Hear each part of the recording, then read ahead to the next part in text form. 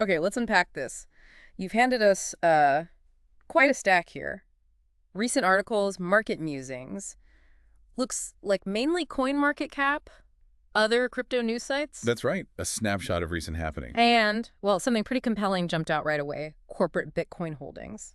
Apparently hitting 3.2% of the total supply. Yeah. Now, 3.2%? Okay, maybe it doesn't sound massive at first glance, but it feels, I don't know, really significant somehow, doesn't it? It absolutely does. Yeah. I mean, think about it. 3.2%, that's not just early adopters or individuals anymore. Right. This is a noticeable chunk of all the Bitcoin out there sitting in corporate treasuries. Yeah. Public companies, private ones too. And it's not like they're just day trading it, right? This sounds more strategic. Exactly. For them, it seems to be shifting towards, core financial strategy. Right. It really signals a different way.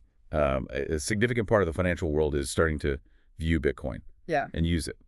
Okay, so our mission then for this deep dive, you take this snapshot, these specific headlines and notes you brought us, and we really try to pull out the important bits. Like, what are the key signals these sources are sending together about, where the crypto market is right now and maybe where it's heading? Yeah, precisely. Because it feels like we're getting different angles all at once here. How so? Well, these sources, they touch on quite a bit how companies are holding crypto, sure, but also how the big institutions are getting involved. Shifts in activity within the DeFi space. Okay. And even, looking further out, these kind of emerging tech challenges.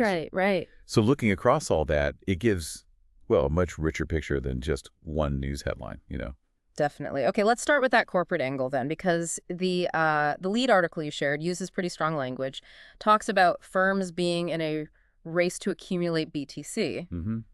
That phrase stood out. So that 3.2% figure, it's not just a static number. It implies like momentum, movement. What examples in the stack really show that acceleration? Well, a key thing, I think, regarding this race, you see it in specific investments mentioned, like Adam Back investing $2.1 million into H100 Group. H100, that's the Swedish firm, right? Focused specifically on a Bitcoin treasury strategy. Exactly. And the source notes their share price jumped, 37% right after? Okay. That tells you something, doesn't it? It shows, clear market validation when companies make these moves. Investors seem to be reacting pretty positively. Yeah, that specific example really brings it home. And hang on, there's another one right here. DigiAsia Corp, announcing a $100 million treasury plan. Right, another big one. But what's interesting there, or maybe different, is they mention both Bitcoin and Ethereum. Does including ETH change the picture at all, or add another layer? Well, that's actually fascinating, isn't it? DigiAsia isn't just picking one winner, including Ethereum alongside Bitcoin in a treasury plan. It suggests that, well, for some companies at least, their crypto strategy isn't just about Bitcoin as, say, digital gold. Or just a reserve asset, yeah. Exactly. They might be looking at other big crypto assets, too. Maybe think about diversification or perhaps utility, the ecosystem, not just store value. Interesting. It definitely adds, like you said, another layer to this whole corporate trend that the sources point to. Okay, so signal one, corporate balance sheets getting heavier with crypto, sometimes diversified. Yeah. And the market seems to like it. Got it. Yep. What about the more, let's say, traditional institutional side? How does this stack of info speak to that? Right. So if we connect this to, the broader capital flow picture, the sources really highlight the success of institutional products, particularly BlackRock's IBIT. Ah, yes, the Bitcoin ETF. And the specific note here talks about its phenomenal top 25 ETF ranking speed. Phenomenal speed. Okay, what does that actually mean in practice? It means it got into the top 25 ETFs among all kinds of ETFs incredibly quickly. That signals massive capital inflows, just huge amounts of money pouring in, and fast. And this isn't just crypto folks moving money around? No, that's the key point, according to these sources. This is likely traditional finance investors, big money, accessing crypto through a familiar, regulated product. And they're doing it, well, pretty aggressively, it seems. Okay, so the regulated on-ramps are definitely working, attracting serious interest. Clearly. Right. Now, shifting gears a bit, these sources also seem to give a read on activity happening, within the crypto world itself, decentralized stuff, away from corporate treasuries and ETFs. What did you pull out from that angle? There's that data point about PancakeSwap, rising to second place in weekly crypto fees generated, surpassing Circle. PancakeSwap, Really the high. DCX, right, decentralized exchange, ahead of Circle, a major stablecoin issuer. Yeah, that's quite telling. Fee generation, it's often a rough proxy for platform usage, right, for economic activity. Sure, makes sense. So while Tether, another stablecoin issuer, is still #1 in fees, seeing PancakeSwap, which is primarily DeFi, jump ahead of Circle, it points to significant volume, significant activity happening on that specific platform. So like a shift in where the action is concentrated within the decentralized world. Potentially.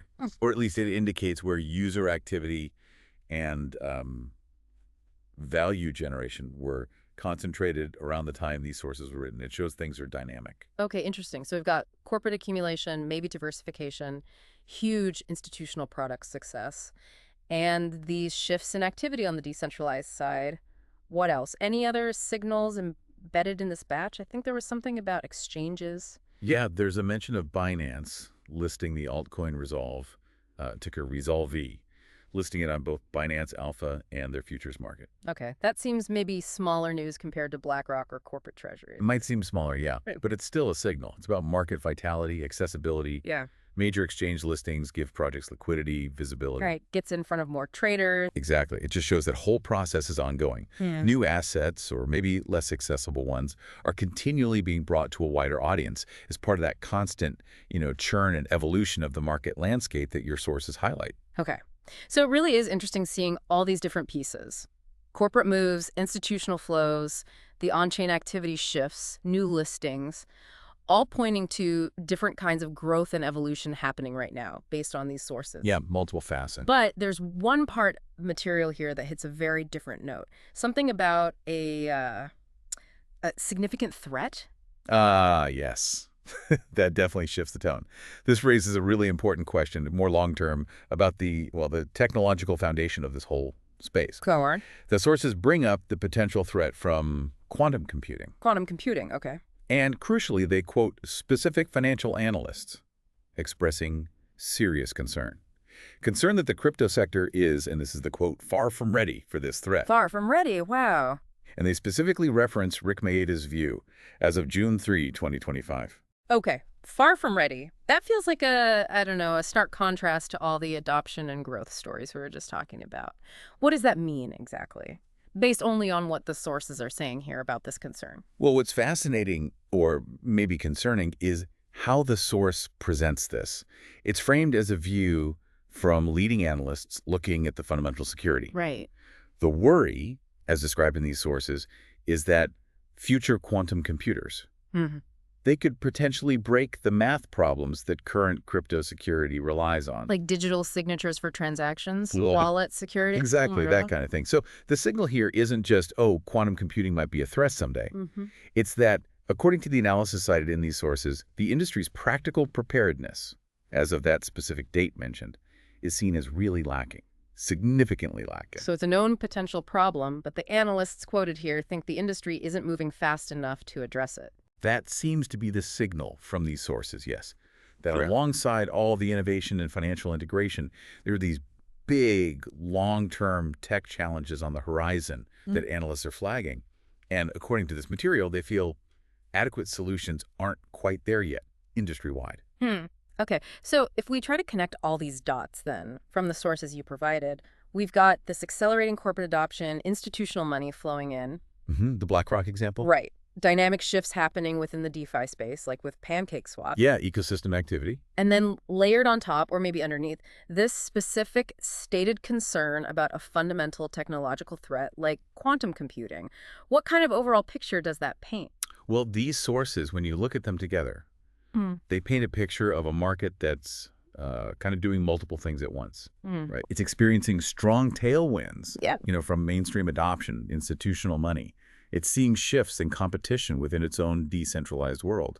But at the same time, it's also facing these really serious, maybe longer term, but still serious technological hurdles. Hurdles that leading analysts, according to these specific sources, feel aren't being adequately addressed yet. Exactly. So it shows this complex kind of multi-speed evolution happening all at the same time. Growth and challenges, side by side. Okay, right. Let's try to wrap up this deep dive then. You came to us wanting to unpack these specific sources, understand the signals they're sending about the crypto market right now, and we've definitely extracted quite a few. Signals about that accelerating corporate adoption, Highlighted by the 3.2% figure, yes, but also those examples like Adam Back's investment or DigiAsia's diversified plan. Right, the different corporate strategies emerging. Yeah, we saw the clear success of institutional products Hmm. like BlackRock's IBIT ETF and what that implies about major capital flows finally coming in. A big indicator, yeah. We noted those competitive shifts in market activity shown by PancakeSwap's fee ranking moving up. Pointing to DeFi dynamics. And we touched on the sort of continuous churn, the ongoing market evolution represented by things like Binance listing resolve. And crucially, we also explored that important, maybe more sobering forward-looking concern, the quantum threat. Right. And the view presented in these sources that the sector is reportedly far from ready, according to the analysts' site there. So yeah, putting all these diverse points together, it really does give a much richer understanding than just looking at one headline, doesn't it? Absolutely. These specific sources seem to paint a picture of a market that's, well, growing and innovating in lots of different ways, dealing with its own internal dynamics. While simultaneously facing these significant emerging technological challenges that analysts are specifically flagging as potential problems. Exactly, a complex picture. Which leads to, I suppose, an important question to leave you with. The sources specifically highlighted that as of June 3, 2025, leading analysts like this Rick Mayday felt the crypto sector was far from ready for quantum computing threats. Yeah. So what might that specific concern, stated right there in the material you shared, actually mean for the long-term technological foundations of crypto? What fundamental questions does it raise about future security, about the development pathways needed for the industry, based only on the perspective presented in these sources? Definitely something to think about as you consider the future of this space.